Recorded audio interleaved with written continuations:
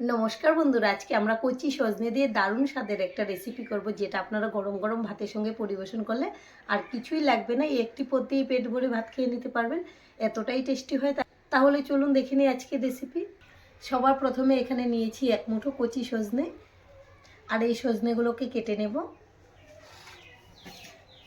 সজনেগুলো একদম কচি আছে, সেজন্য কিন্তু এর কোনো আঁশ বের করে ফেলবো না। আমি প্রথমে গোড়ার দিকটা কেটে বাদ দিয়ে দেবো।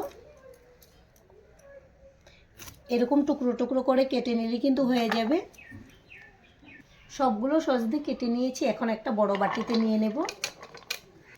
এবার জল পাল্টে পাল্টে খুব ভালো করে ধুয়ে দেব, যে পর্যন্ত পরিষ্কার জলটা বের না হয়।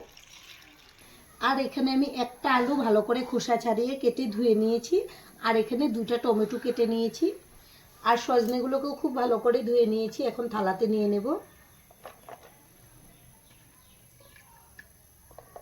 আর এদিকে গ্যাসে একটা কড়াই বসিয়েছি, কড়াইটাও গরম হয়ে গেছে। দিয়ে দেব সর্ষের তেল। আর এই রান্নাটা সর্ষের তেলেই বেশি ভালো লাগে, তবে আপনারা চাইলে সাদা তেলেও করে নিতে পারবেন।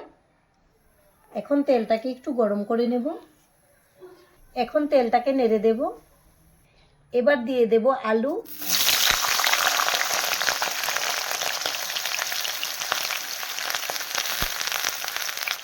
দিয়ে দেব সামান্য লবণ আর হলুদের গুঁড়ো। এবার নেড়ে চেড়ে ভেজে নেব। আর একটা বাটিতে নিয়ে নেব সর্ষে পাউডার। আমি সর্ষে পাউডার দিয়ে রান্নাটা করছি, আপনারা চাইলে কিন্তু গোটা সর্ষে বেটেও রান্না করে নিতে পারবেন। এখন জল দিয়ে গুলিয়ে নেব।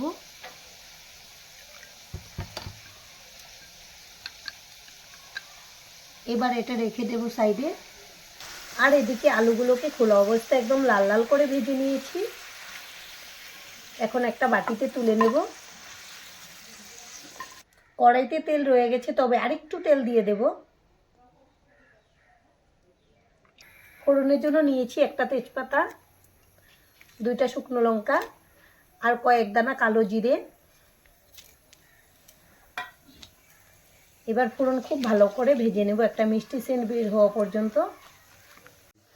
ফোড়নটাকে প্রায় 30 সেকেন্ডের মতো ভেজে নিয়েছি, সুন্দর একটা সেন্টও বেরিয়েছে। এবার দিয়ে দেব গ্রেট করে রাখা আদা। আপনারা চাইলে এখানে কাঁচা লঙ্কা আর আদা একসঙ্গে বেটেও দিয়ে দিতে পারেন। আদাটাকে নেড়ে চেড়ে ভেজে নেব এর কাঁচা সেন্টটা চলে যাওয়া পর্যন্ত। এখন দিয়ে দেব সজনে ডাঁটা,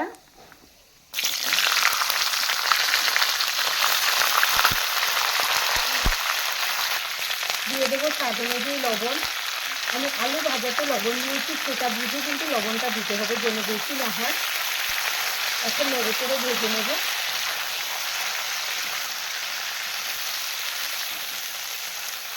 অল্প নেড়ে চেড়ে ভেজে নিলাম। গ্যাসের ফ্লেমটা লোতে রেখেছি, এখন ঢেকে দেবো, তাহলে সজনে ডাঁটা খুব তাড়াতাড়ি সিদ্ধ হয়ে যাবে। 6-7 মিনিট রান্না করে নেওয়ার পর ঢাকনাটা খুলে নেব। এর মাঝে আমি দুইবার ঢাকনা খুলে নেড়েও দিয়েছি। আগে থেকে কিন্তু অনেকটাই কমে গেছে সজনে ডাঁটাগুলো, আর মোটামুটি 50% মতো সেদ্ধও হয়ে গেছে। এখন দিয়ে দেবো 4-5টা লঙ্কা চেরা, আর দিয়ে দেবো টমেটো। আমি টমেটো পরে দিচ্ছি, এটা গোটা গোটা থাকবে, তখন কিন্তু খেতে ভালো লাগে। তো নেড়ে মিশিয়ে নেব। আর ঝালটা আপনারা যেরকম খেতে পছন্দ করেন সেই বুঝে কম বেশি করে নেবেন। এবার দিয়ে দেবো কিছু গুঁড়ো মশলা। এখানে আছে জিরে গুঁড়ো, ধনে গুঁড়ো, কাশ্মীরি লঙ্কার গুঁড়ো, হলুদ গুঁড়ো আর ঝাল লঙ্কার গুঁড়ো, সব কিছু একসঙ্গে দিয়ে দেব।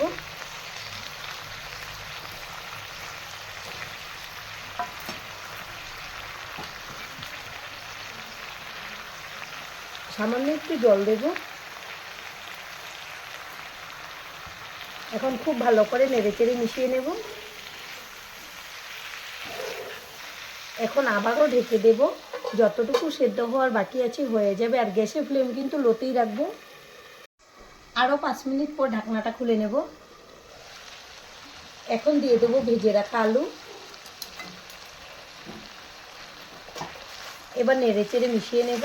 আর আমাদের আজকের এই রেসিপিটা দেখে যদি আপনাদের ভালো লাগে, একটা লাইক অবশ্যই দিয়ে দেবেন। আপনাদের একটা লাইক আমাদেরকে অনেক উৎসাহ দেয় নতুন নতুন ভিডিও বানাতে। আর আমাদের চ্যানেলটিকে সাবস্ক্রাইব করে নেওয়ার জন্য অনুরোধ রইল। এখন একটু নেড়ে নেব সর্ষে পাউডারটা। বাটিটা ধুয়ে জল দিয়ে দেব, আবারও নেড়েচেড়ে মিশিয়ে নেব। আমি কিন্তু রান্নাটা একদম মাখা মাখা রাখবো, আপনারা চাইলে একটু জল দিয়ে রান্না করে নিতে পারেন, মানে অল্প ঝোল দিতে পারেন। সর্ষে পাউডার দিয়েও খুব ভালো করে নেড়েচেড়ে মিশিয়ে নিয়েছি। এখন আবারও ঢেকে দেব, যতটুকু রান্না হওয়ার বাকি আছে হয়ে যাবে।